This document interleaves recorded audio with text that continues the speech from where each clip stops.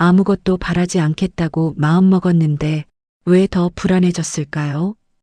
혹시 당신도 내려놓으면서 함께 버리면 안 될 것까지 놓아버린 건 아닐까요? 정약용의 시선으로 비움이 공허가 되는 순간을 천천히 들여다봅니다. 사람들은 종종 말합니다. 비우면 편해진다고, 내려놓으면 괜찮아진다고 말입니다. 그러나 정작 마음을 들여다보면 비웠다고 생각한 자리에 남는 것은 평안이 아니라 이름 모를 허전함인 경우가 많습니다. 정약용은 그런 마음을 경계하셨을 것입니다. 그분은 마음을 비우는 일을 그저 덜어내는 기술로 보지 않으셨기 때문입니다. 마음이란 그릇과 같아 아무 생각 없이 비우기만 하면 텅 빈 그릇은 쉽게 흔들리고 작은 소리에도 요란하게 울리게 됩니다. 조용한 밤 스스로에게 이런 질문을 던져본 적이 있으신지요? 나는 정말로 덜 가지고 싶은 것인가? 아니면 무엇을 가져야 할지 몰라 지친 것인가? 이 서사는 바로 그 질문에서 시작됩니다. 비워야 할 것과 남겨야 할 것 사이에서 마음이 어떻게 길을 잃고 또 어떻게 스스로를 다시 세우는지를 정약용의 시선으로 천천히 따라가 보려 합니다. 서두르지 않겠습니다. 정약용은 언제나 급한 깨달음을 경계하셨으니까요. 다만 한 가지는 분명히 말씀드릴 수 있습니다. 이 이야기를 끝까지 따라오신다면 비움이라는 말이 지금보다 훨씬 조심스러워질 것입니다. 그리고 아마도 당신의 마음은 이전보다 조금 더 단정해져 있을 것입니다. 마음이 힘들 때 사람들은 흔히 말합니다. 너무 많은 것을 안고 있어서 그래. 그러나 정약용이라면 이렇게 물으셨을 것입니다. 정말 많은 것입니까? 아니면 정리되지 않은 것입니까? 마음은 생각보다 쉽게 가득 찬다는 착각에 빠집니다. 사실은 넘치는 것이 아니라 제자리를 찾지 못한 생각들이 마음의 바닥에 쌓여 있을 뿐인데도 말입니다. 아침에 일어나 이유 없이 무거운 날이 있습니다. 무엇을 더 떠하는 것도 아닌데 마음은 이미 지쳐 있습니다. 그때 정약용은 마음을 덜어내라고 말하지 않으셨을 것입니다. 대신 이렇게 조용히 권하셨을 듯합니다. 먼저 살펴보십시오. 무엇이 있는지가 아니라 무엇이 제자리를 잃었는지를. 마음이 어지러울 때 우리는 자주 불필요한 것을 비우려 합니다. 하지만 진짜 문제는 필요한 것마저 흩어져 있다는 데 있습니다. 중요한 생각은 가벼이 밀려나고 사소한 걱정은 중심에 앉아 하루 종일 마음을 점유합니다. 이 상태에서 비움을 시도하면 어떻게 될까요? 마음은 오히려 더 불안해집니다. 왜냐하면 정리되지 않은 채 덜어내는 비움은 기둥을 세우지 않은 집에서 벽부터 허무는 일과 같기 때문입니다. 정약용의 사유는 언제나 분별에서 시작합니다. 버릴 것과 남길 것을 나누지 못한 비움은 마음을 가볍게 하지 않고 오히려 마음의 근육을 약하게 만듭니다. 여기서 잠시 스스로에게 이 질문을 던져보셔도 좋겠습니다.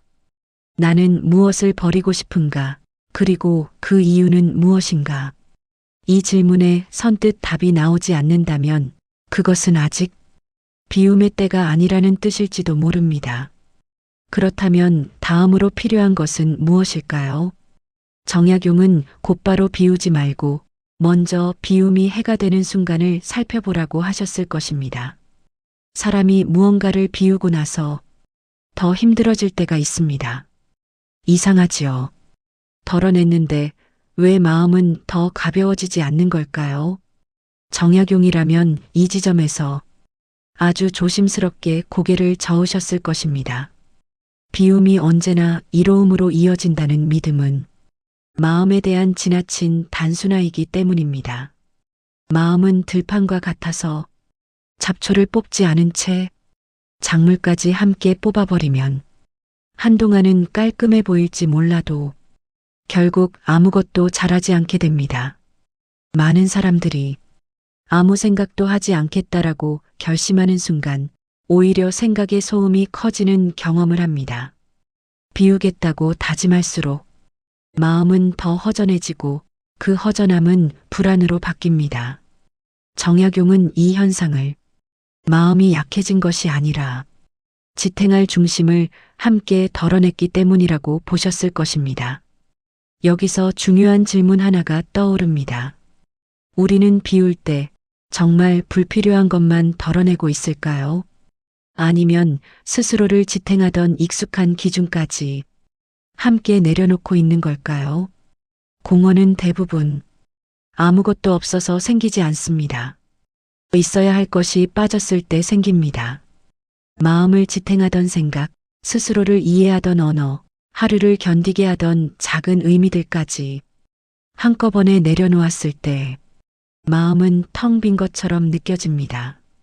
정약용의 절제는 과감한 단절이 아니었습니다. 그분은 언제나 이것이 정말 쓸모없는가를 여러 번 되물으셨습니다. 비움이 공허로 변하는 순간에는 공통된 특징이 있습니다. 그 비움에는 기준이 없습니다. 왜 버리는지, 무엇을 남길 것인지에 대한 조용한 사유가 빠져 있습니다. 이쯤에서 당신께 이런 질문을 드리고 싶습니다. 내가 비우고 싶은 것은 나를 괴롭히기 때문입니까? 아니면 나를 이해하기 어렵게 만들기 때문입니까? 이 둘은 전혀 다른 이야기입니다. 괴롭다고 해서 모두 버려야 하는 것은 아니며 이해되지 않는다고 해서 쓸모없는 것도 아닙니다. 정약용은 고통스러운 생각조차 함부로 내치지 않으셨을 것입니다.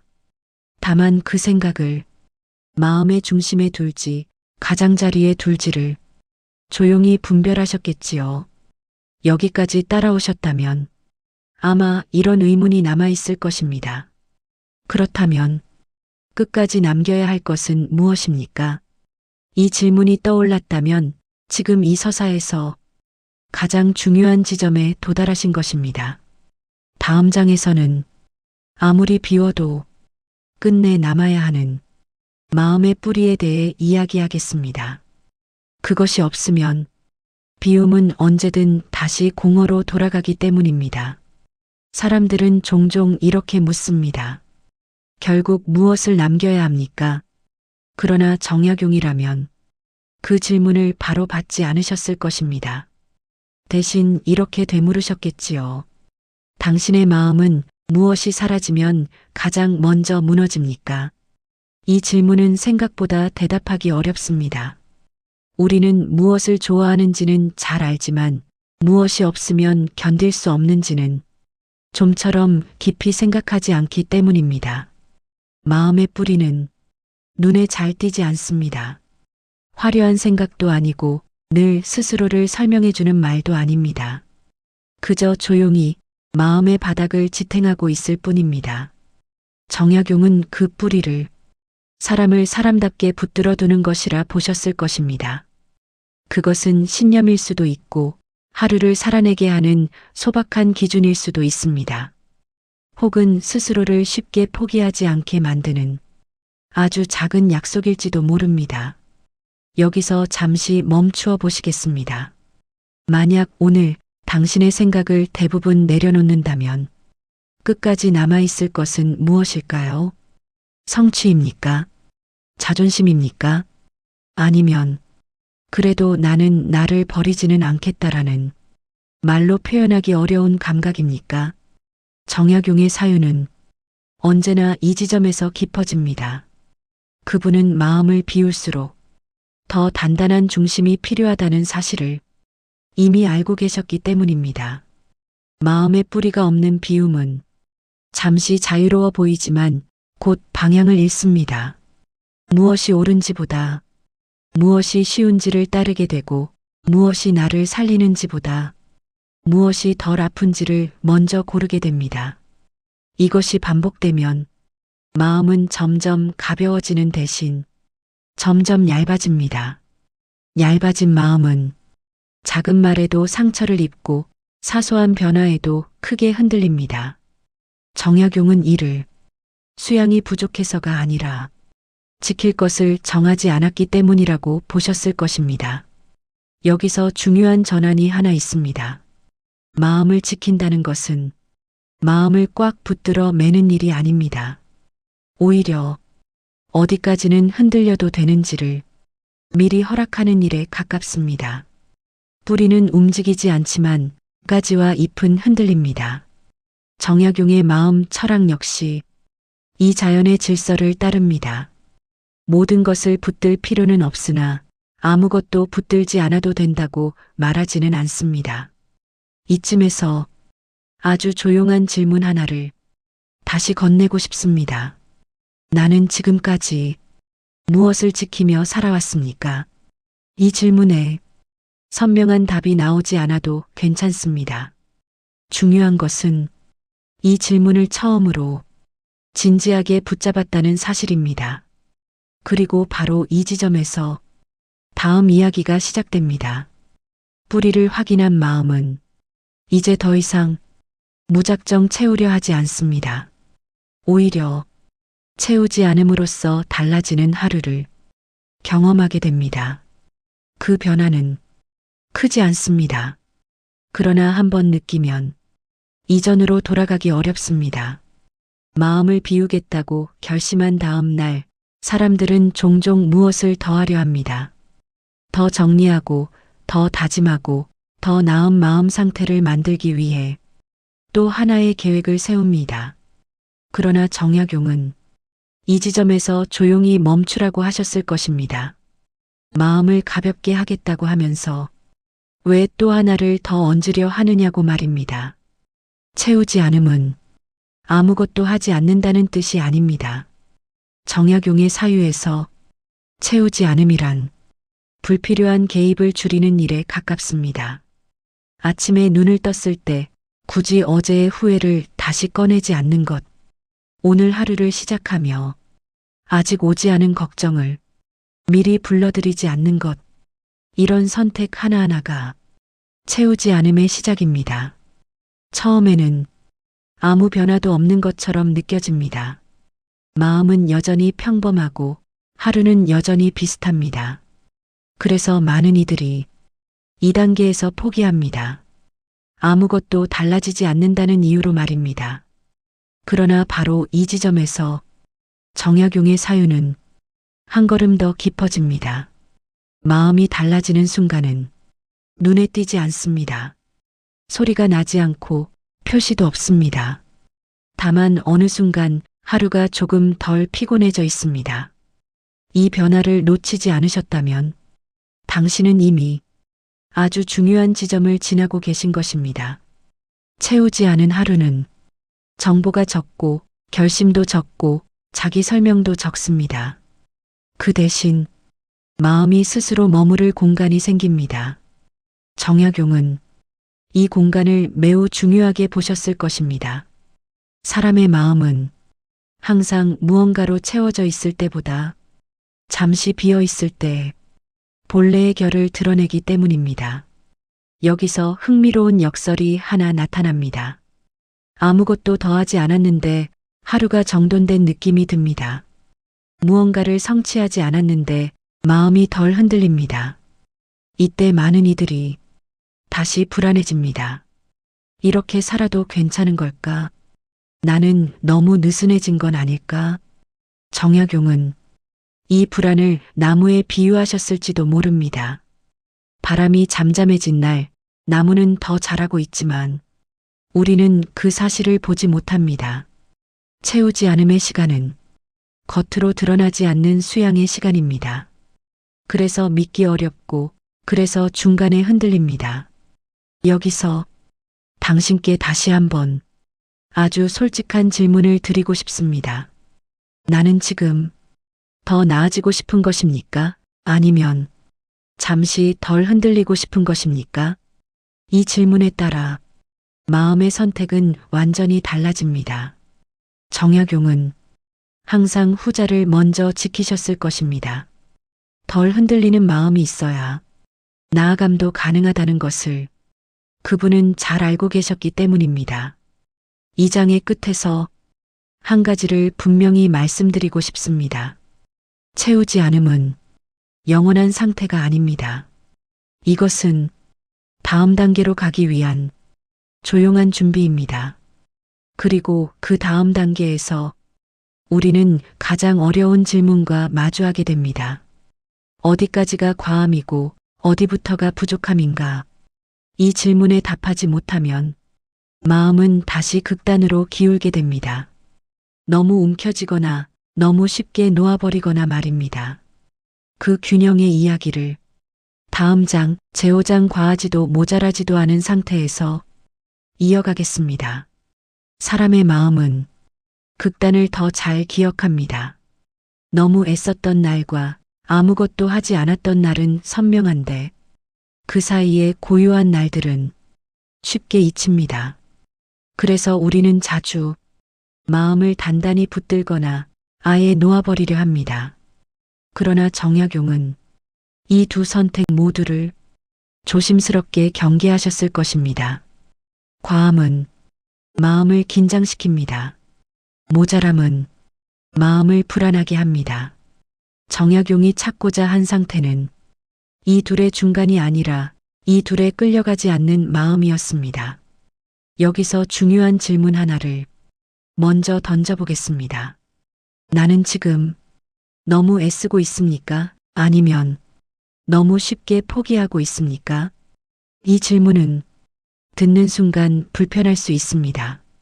왜냐하면 대부분의 사람은 두 상태를 오가며 살아가고 있기 때문입니다. 애쓰다 지치고 지치다 놓아버리고 놓아버리다 다시 불안해집니다. 정약용은 이 반복을 마음의 기준이 없을 때 나타나는 자연스러운 흔들림으로 보셨을 것입니다. 사람이 약해서가 아니라 머무를 지점을 정하지 않았기 때문입니다. 과하지도 모자라지도 않은 상태는 완벽한 균형이 아닙니다. 늘 유지되는 평형도 아닙니다. 다만 넘어가기 직전에서 스스로를 알아차릴 수 있는 상태입니다. 예를 들어 이런 순간입니다. 오늘 하루를 돌아보며 조금 더 했어야 했나라는 생각이 들 때 그 생각을 밀어내지도 그대로 따라가지도 않는 것. 그저 여기까지면 충분하다라고 마음을 내려놓는 일입니다. 이 선택은 처음에는 어색합니다. 뭔가 부족한 것 같고 스스로에게 느슨해진 것처럼 느껴집니다. 그래서 많은 이들이 이 단계에서 다시 과함으로 돌아갑니다. 그러나 정약용의 중용은 느슨함이 아니라 절제된 신뢰에 가깝습니다. 자신의 마음이 무너질 만큼 약하지 않다는 믿음, 그리고 항상 몰아붙이지 않아도 삶은 이어진다는 확신입니다. 여기서 당신께 다시 한번 아주 날카로운 질문을 드리겠습니다. 나는 왜 항상 극단으로 가야 안심이 됩니까? 이 질문에 대한 답은 사람마다 다릅니다. 누군가는 인정받기 위해, 누군가는 실패가 두려워서, 누군가는 가만히 있으면 자기 자신이 불안해지기 때문일지도 모릅니다. 정약용은 이 이유를 부정하지 않으셨을 것입니다. 다만 그 이유가 마음의 주인이 되는 순간을 경계하셨겠지요. 과하지도 모자라지도 않은 상태란 이유가 사라진 상태가 아니라 이유를 조용히 한켠에 두는 상태입니다. 이 장의 끝에서 한 가지를 분명히 하고 싶습니다. 이 균형은 혼자 힘으로 완성되지 않습니다. 시간이 필요하고 반복이 필요합니다. 그리고 무엇보다 비움과 채움이 더 이상 싸우지 않는 순간이 찾아와야 합니다. 바로 그 순간이 이 서사의 마지막 장입니다. 다음 장에서는 비우려는 마음과 지키려는 마음이 마침내 하나가 되는 장면을 조용히 그려보겠습니다. 많은 사람들은 이 장에 이르면 이런 기대를 품습니다. 이제 마음이 완전히 평온해질 것이라고, 더 이상 흔들리지 않을 것이라고 말입니다. 그러나 정약용이라면 그 기대부터 내려놓으라고 하셨을 것입니다. 마음의 완성은 늘 고요한 상태가 아니라 고요로 돌아오는 길을 아는 상태이기 때문입니다. 비움과 채움이 하나가 되는 순간은 특별한 깨달음처럼 오지 않습니다. 어느 날 갑자기 마음이 환해지지도 않습니다. 오히려 아주 평범한 날, 아무 일도 없는 순간에 찾아옵니다.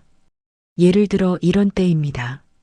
예전 같으면 괜히 마음을 채우려 했을 상황에서 아무것도 하지 않기로 선택했을 때, 혹은 모든 걸 내려놓고 싶던 순간에 아주 작은 기준 하나를 조용히 지켜냈을 때, 그 순간 마음은 처음으로 비움과 채움을 구분하지 않습니다.